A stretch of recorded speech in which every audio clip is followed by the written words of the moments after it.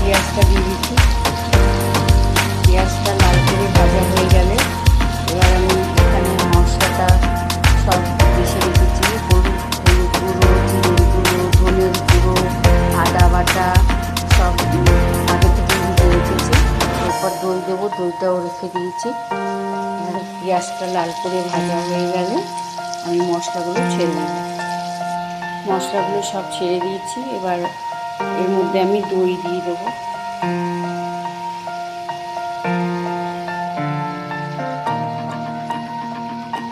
ভালো করে কষাতে থাকবো।